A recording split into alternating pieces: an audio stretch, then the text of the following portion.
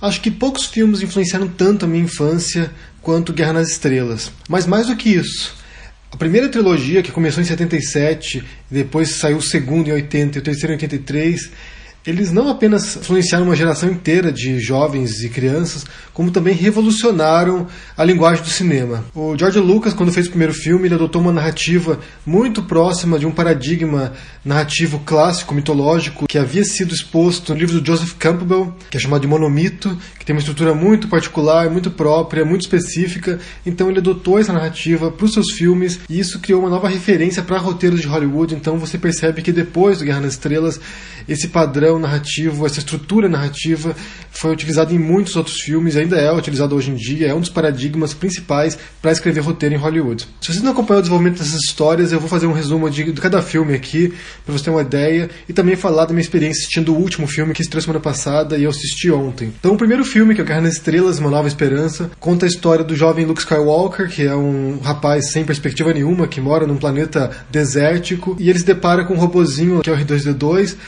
que tem uma mensagem a Leia. Esse é o tema que deflagra toda a história que vai se desenvolver nos próximos filmes, que é esse jovem diante de uma missão para ajudar a rebelião, para ajudar os rebeldes que estão lutando contra um império maligno que é controlado pelo Imperador e pelo Darth Vader, que é um dos vilões mais emblemáticos do cinema. Nesse primeiro filme já são apresentados os principais personagens que vão estar em quase todos os filmes dessa primeira trilogia, que é o Luke Skywalker, a Princesa Leia, o Han Solo, os robôs R2-D2 e C-3PO e o Darth Vader. E nesse primeiro filme eles têm a missão de destruir a Estrela da Morte, que é um satélite artificial que eles criaram, o Império criou, que pode destruir planetas. Então essa é a história do primeiro filme. O segundo filme, que é o Império Contra-Ataca, que é considerado o melhor filme de todos os filmes já feitos do Guerra nas Estrelas. Como o título sugere, o Império se reorganiza e começa a perseguir a rebelião e conquista algumas vitórias contra a rebelião, desmantelando algumas bases e afetando a estrutura deles. Nesse segundo filme, Luke Skywalker, você sabe o que são os Jedi, que é um grupo de combatentes legendários que têm poderes sobrenaturais, podem controlar a força, que é uma energia cósmica.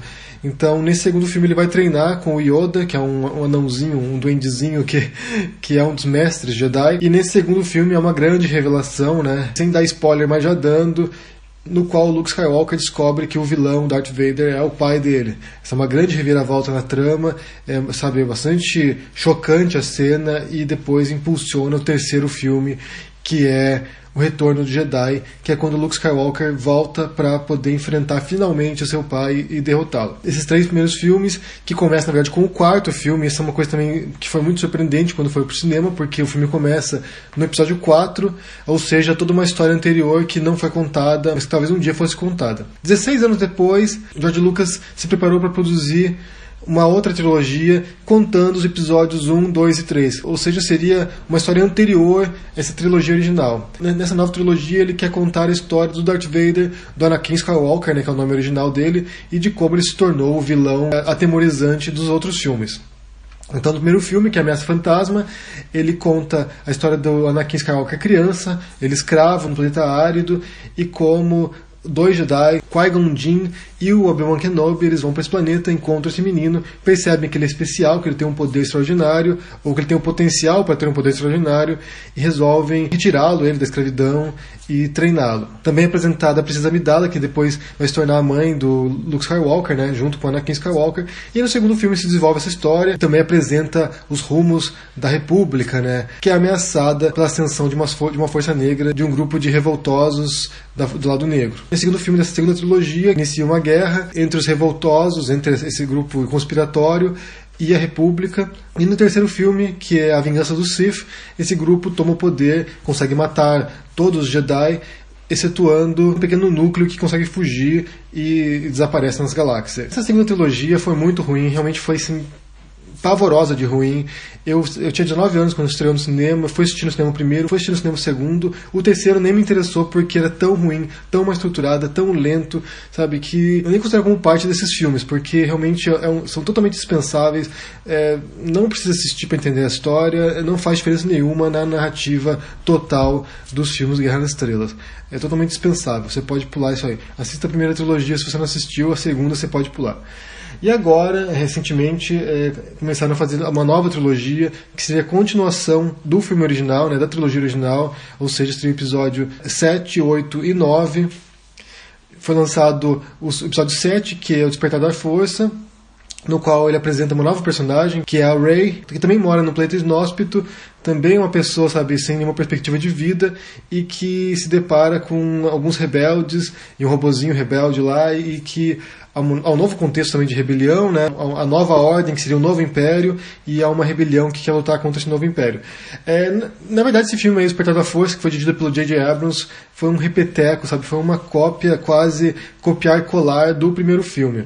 A estrutura do filme é quase idêntica. Se você pegar os dois filmes em paralelo e você analisar o desenvolvimento, você vê que é basicamente a mesma história, sabe, para um público moderno, público atual. A impressão que eu tenho é que o J.J. Abrams peidou na cueca, sabe? Ele ficou com medo de confrontar os espectadores, de confrontar os fãs da trilogia, resolveu reembalar o que já funcionou e fazer um filme parecido com os mesmos elementos.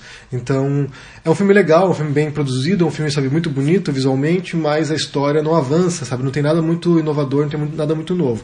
O que acontece é que tem essa personagem, essa Rey, e depois há um novo Darth Vader, tem um herdeiro do lado negro, que é o Kylo Ren, que também idolatra o Darth Vader. Ele é neto do Darth Vader, ele é filho da Princesa Leia com Han Solo, então ele foi treinado pelo Luke Skywalker e ele se rebelou e foi pro lado negro da Força. E o que há nesse filme também é uma nova Estrela da Morte maior ainda, que é um planeta inteiro, que também destrói planetas, ou seja, é um repeteco, mas basicamente é uma história que repetiu a história original.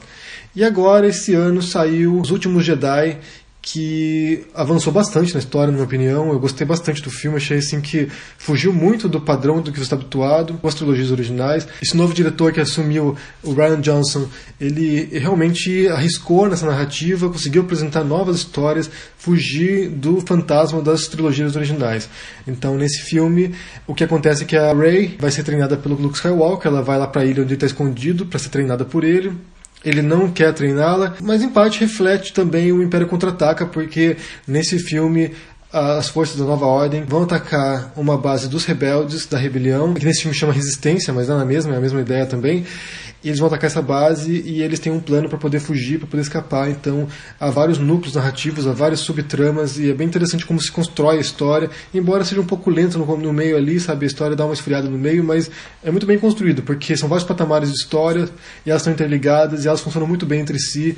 Então é uma boa história, muito bem arquitetada. Em 2019 vai sair o último filme dessa trilogia, vai ser dirigido de novo pelo J.J. Abrams, então eu não sei se ele não vai realmente se borrar de novo e fazer um filme que não avance muito. Mas esse segundo filme dessa nova trilogia, que é Os Últimos Jedi, que está no cinema agora, estreou agora, semana passada, vale assistir porque é muito bem feito, sabe? É muito bem construído e eu acho que fugiu um pouco do esquemão criado pelo George Lucas. Eu acho que ele apresenta uma narrativa que vai para um outro sentido e apresenta novos elementos, sabe? Surpreende, de fato, não é um filme muito óbvio. Alguns momentos que você realmente teme pelos personagens, porque parece que eles vão morrer.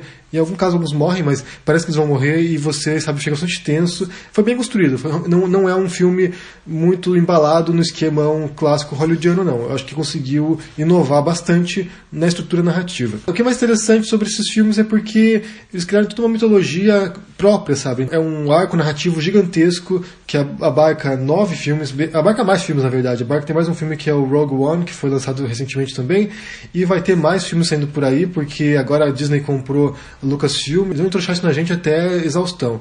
Então você vai esperar filmes do Guerra nas Estrelas, ou o mundo do Guerra nas Estrelas, até não poder mais. E também não é só isso. Esse universo abarca livros, abarca quadrinhos, abarca jogos de videogame, abarca jogos de celular, sabe, tem todo tipo de histórias paralelas, que algumas são oficiais, algumas são canônicas. Há todo um desenvolvimento que suporta as histórias, um universo gigantesco, em constante expansão. Vão fazer um filme sobre o Han Solo agora, contando uma história prévia do Han Solo. Então eles estão, sabe, expandindo para todos os lados, porque é uma máquina de fazer dinheiro. O merchandising do Guerra nas Estrelas é imenso, você encontra bonequinhos de todos os filmes, sabe, é uma coisa extraordinária realmente. E eu acredito que esse impacto que tem na cultura popular, nos jovens, nas crianças, é justamente porque apresenta um drama clássico, mitológico, né? Que foi o que o George Lucas fez, na verdade. Ele se apropriou dessa estrutura narrativa mitológica e fez uma história que representa, sabe, um conflito clássico entre bem e mal. É bem maniqueísta, se for pensar, né? Porque os personagens bons são bonzinhos, os personagens maus são bem maus. Mas à medida que foi se desenvolvendo essa história, ele começou a romper um pouco com isso. Então há uma certa ambiguidade. o mal nem sempre é tão mal e o bom nem sempre é tão bom, e isso foi criando essa mitologia que se tornou muito maior do que a própria história que eles desenvolveram. Eu acho que para um escritor atingir esse grau de amplitude, sabe, de você transcender a sua própria história e que as pessoas realmente acreditem naquilo, mesmo sendo totalmente ficcional, história que transcende a própria narrativa delas.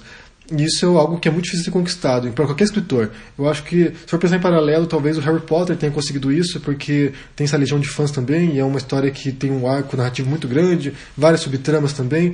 É muito difícil fazer o que eles fizeram. Se você gosta de Guerra nas Estrelas, quero que você deixe no comentário aqui embaixo o que você acha dos filmes, qual é o seu favorito, qual você gostou mais. E se você não assistiu ainda, assista pelo menos a primeira trilogia, porque realmente é um clássico do cinema recente, influenciou muitas histórias, influenciou muito o cinema hollywoodiano também. Se você assistiu esse filme novo, Os Últimos Jedi, deixe no comentário aqui o que você achou, se você gostou da história, o que você pensa sobre isso.